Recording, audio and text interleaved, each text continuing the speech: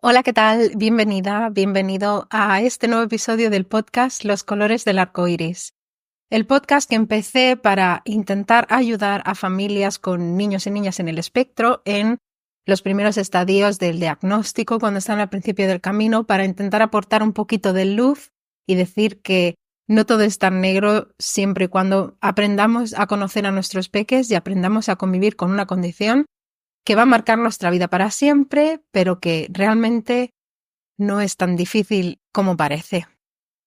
Hoy me quería centrar un poco más precisamente en los cuidadores, en mamá y papá, en qué pasa con ellos cuando descubrimos que tenemos un hijo en el espectro, cuando ya vamos trabajando esas dificultades y ya como que a pesar de que tengamos aceptado su diagnóstico, que os remito al episodio 1 para que podáis ver cómo fue un poquito nuestra experiencia, mi experiencia en particular, y cómo intentar sobrellevar un poquito el duelo que se vive cuando nos damos cuenta que ya vemos, incluso antes de que tengamos un diagnóstico firme médico, que tenemos un peque en el espectro. Si ya de por sí la paternidad o la maternidad hace que papá o mamá, hablo de papá o mamá, pero puede ser de cualquier cuidado principal, simplemente voy a centrarme en papá o mamá porque es lo que he vivido yo. Cuando viene un bebé al mundo, ya de por sí, nuestro mundo, el mundo de pareja, el mundo que antes existía de esa pareja o esa madre o padre soltero sin peques, cambia totalmente.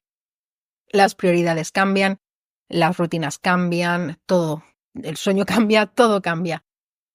Según pasa el tiempo, normalmente se tiende a pensar que el niño bebé irá creciendo, irá adquiriendo ciertas habilidades y aunque obviamente tenemos que seguir pendiente de ese pequeño todo el rato, porque va a necesitar de sus papás, mamá, papá o cuidador durante muchos años, pues bueno, poco a poco pues irá pudiendo hacer cositas solo, con el paso de los años podrá hacer pipí, podrá a lo mejor comer solo necesitará que le corten los trocitos pequeños, etc.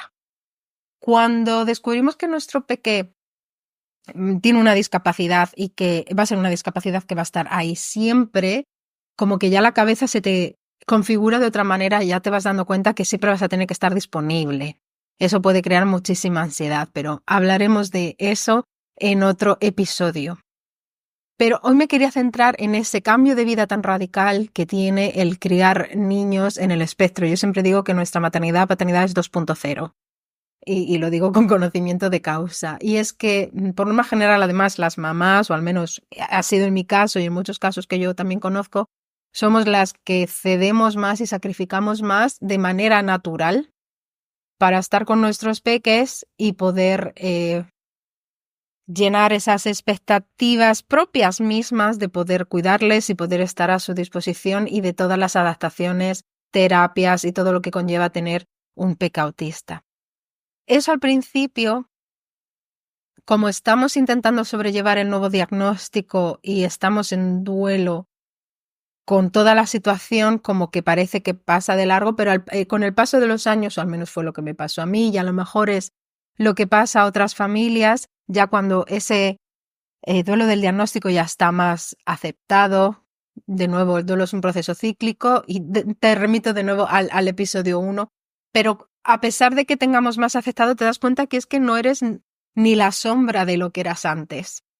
Ya no hablamos ni siquiera de vida social, es simplemente el autocuidado o el tiempo que te dedicas a ti misma o a ti mismo o a hacer cosas que antes te llenaban tanto y que ahora están en la cola de la lista de quehaceres. Entonces como que nos olvidamos un poquito de nosotros mismos, parece que no nos conocemos, ¿verdad? Hoy vengo a reivindicar un poco esa parte que en mi caso ha aparecido ya cuando mis hijos ya han pasado todo lo que es, no la primera infancia, pero sí mi hija a punto de pasar a primaria, ya fue cuando empecé a decir, jolines, quiero volver a ser yo un poquito, porque nos lo merecemos también y porque sin ser nosotros mismos y sin poder estar bien, ¿cómo vamos a cuidar de alguien más si estamos totalmente anulados y la vida nos ha sobrepasado en 1500 formas y maneras?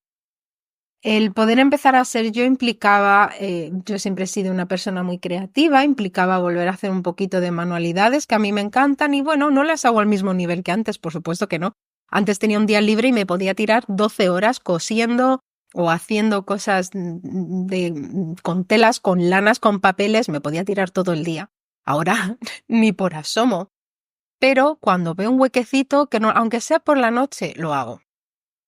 Y eso hay mamás y papás que lo llevan de otra manera y que pueden hacer más o pueden hacer menos. Pero lo importante es, al cabo de un tiempo, no volver a intentar a ser tú misma o tú mismo y sentirte otra vez realizado.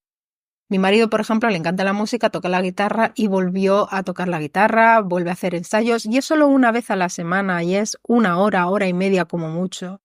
Pero eso él le da la vida. Recalco, de nuevo, porque en mi caso fue lo que funcionó, cada uno de nosotros hacemos las actividades que nos llenan por separado. También hacemos cosas juntas como pareja, no tan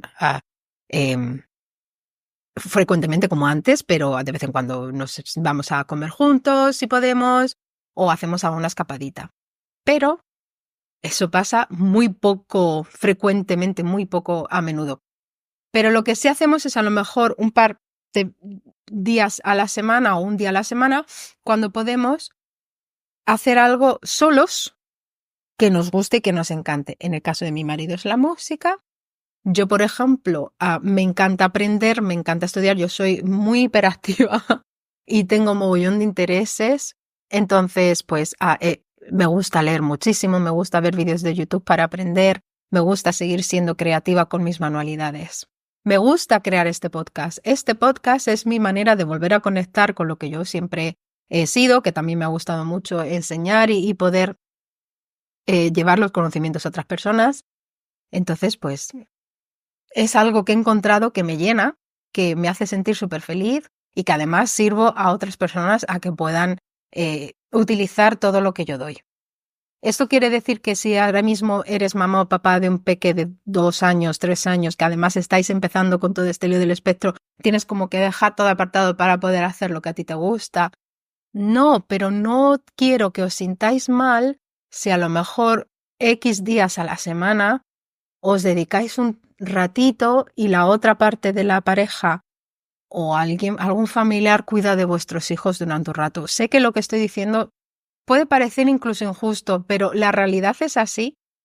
El otro día una amiga me pasaba un reel de qué tiene que hacer un papá para ir al gimnasio y qué tiene que hacer una mamá para ir al gimnasio. Nosotras también vamos al gimnasio y es verdad que tenemos que hacer muchas malabares para poder ir. Suele recaer más esa responsabilidad familiar en la mamá. Pero lejos de querer abrir aquí ahora un debate de género o de condiciones familiares y de quién cede y quién no, porque eso daría para otros 5 episodios y también está a la orden del día, quiero hablar de una manera mucho más individual, seas quien seas en la familia. Mamá, papá, cuidador, cuidadora, me da igual. Quiero que después de un tiempo, cuando ya te sientas más a gusto contigo misma, contigo mismo y con el diagnóstico de tu peque, digas, genial. Ahora voy a volver a recuperarme a mí y voy a hacer X que me encanta y que me llena una barbaridad y lo voy a hacer un día a la semana durante este ratito. A lo mejor es otro día de la semana del que al principio tenías pensado para poder cuadrar horarios, pero siempre desde el cariño y no desde la imposición. Creo que es muy importante que cada miembro de la familia tenga su rato de desconexión en el que no le importe nada más que él o ella misma para poder sentirse de nuevo él o ella. Porque la persona que éramos antes de ser papá y mamá, esa persona ya no existe. Eso yo en concreto he tenido que tratarlo en terapia durante mucho tiempo. Esa persona ya no existe. Ahora eres otra persona, eres mamá de. Y tienes una personita, un ser vivo a tu cargo. Y un ser vivo, una personita que además va a necesitar de ti más de lo normal. Entonces, ¿qué menos que intentar cuidarte y sentirte bien con la vida y estar a paz haber hecho las paces contigo mismo, con el tuyo del pasado, para poder seguir adelante? Estos son unos aprendizajes que a mí me costó mucho hacer, ya lo dicho, yo tuve que ir a terapia e invito a que si tú estás en el mismo punto, que no te sientas avergonzado o avergonzada y busques ayuda externa. La vida sobrepasa muchas veces y de muchas maneras, y a veces no lo vemos hasta que empezamos a tener síntomas un poco más físicos, no dormir bien, la ansiedad, pero todo eso ya viene de antes y hay que trabajarlo en cuanto vemos que hay algo que sabemos que no cuadra. Asumir el rol de cuidador de una persona con discapacidad lleva también su proceso y una ansiedad asociada muy grande porque de manera natural sabemos que papá y mamá no vamos a estar siempre para nuestros hijos porque somos mayores, somos más viejos y eso crea una ansiedad bastante importante. Entonces, ¿qué uso yo mucho? El día a día, voy al día. No pienso mucho a largo plazo porque me crea una ansiedad tremenda. Pienso en el día a día. ¿Y ahora qué puedo hacer? ¿Ahora me puedo permitir grabar un podcast para ayudar a personas? Perfecto, lo hago. ¿Cuándo? Cuando lo permite mi turno de trabajo, los niños están en el cole y lo puedo hacer. Me puedo sentar media horita para hacer mis grabaciones. Me encanta ser creativa y hacer manualidades. ¿Cuándo lo hago? Bueno, pues como cada noche acostamos mamá o papá a los peques, salvo que pase algo específico, pues las noches que a mí no me toca acostar a los peques, es cuando me pongo aquí, pongo todo manga por hombro y me pongo a hacer mis cosas. Me apasiona la aromaterapia, me apasiona todos los aceites esenciales y me encanta aprender. Me tiro leyendo muchísimo sobre ellos siempre que puedo. ¿Cuándo lo hago? Momentitos libres, a veces mientras se están durmiendo los peques. Como yo simplemente tengo que estar en la habitación, me pongo el móvil y me pongo a leer algún artículo. Ese tipo de cosas que nos hace conectar con nosotros mismos y no dejarnos el último de la fila son las que van a hacer que sigamos adelante. Yo empecé a hacer deporte otra vez hace unos meses y me ha resultado mágico, poderoso y súper bien para mi salud mental. Son solo 45 minutos lo que voy y voy 3 días en semana, pero qué maravilla.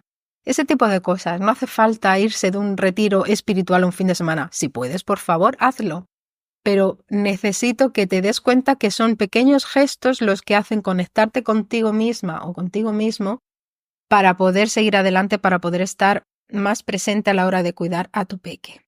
Y que es tan importante poder reconocer que tenemos una nueva vida, que necesitamos ser la principal persona de apoyo de nuestro hijo, de nuestra hija en el espectro, que nosotros mismos tenemos que aprender muchísimo sobre el autismo, quitar mitos, estigmas y volver a mirarlo desde una manera mucho más humana y mucho más holística en el sentido completo de la persona para poder conocerlos mejor y darles a ellos lo mejor que podamos ofrecerles. Pero eso también incluye que nos tenemos que cuidar. Mis masajitos con mis aceites y de vez en cuando, muy de vez en cuando, a lo mejor un par de veces al año voy a que me den un buen masaje a mí también. Es solo una hora y es una hora para mí que no me la va a quitar nadie, sin embargo me va a hacer tanto bien. Mis difusores que tengo por toda la casa, mis manualidades que puedo hacer cuando puedo, mis lecturas, algo que tengas que te guste mucho. Por favor, velo incorporando poquito a poco porque no olvides que si no estás bien, ¿cómo vas a cuidar del resto? Y sí, por supuesto que la vida a veces nos atropella y la vida a veces nos pasa por encima y nos deja totalmente aplastados y aplatanados. Permítete caer, pedir ayuda, decir que no estás pasando por un buen momento, permítete ese tiempo. A veces hace falta ayuda externa, vuelvo a repetir la terapia, pero después hay que seguir. Y comparte, conoce a otras familias que estén como tú. Si no está en tu entorno, haz como yo, sal a las redes y llega a esas familias porque simplemente por contar tu historia puedes ayudar a otra persona que se sienta identificada y te cuente la tuya. Por eso siempre invito que me pongáis en comentarios qué pensáis. Y la verdad es que he recibido algunos mensajes que son súper bonitos y agradezco muchísimo porque conectas mucho más con otras personas que viven como tú. Así que hoy simplemente quería dedicar este episodio a ti, cuidador, cuidadora, mamá, papá, de estos peques que nos hacen una maternidad 2.0. a decirte que todo está bien, que todo va a estar bien. Simplemente te tienes que parar para permitirte conocer a tu peque mucho mejor, quitarse esa losa de encima, quitar muchos estigmas, muchos mitos y volver a conectar contigo mismo de vez en cuando para poder seguir y para poder dar lo mejor para tu familia. La semana que viene un poquito más, ya sé que hemos empezado el año muy fuerte, muy conectando con nosotros mismos este año. Me podéis encontrar en YouTube, en Spotify y en Instagram con los colores del arco iris. En Instagram, entre palabras, tienes que poner puntos y una S al final. Y nada, de nuevo te invito a que me pongas en comentarios qué opinas y cuál ha sido un poquito tu experiencia. Nos vemos la semana que viene. A cuidarse.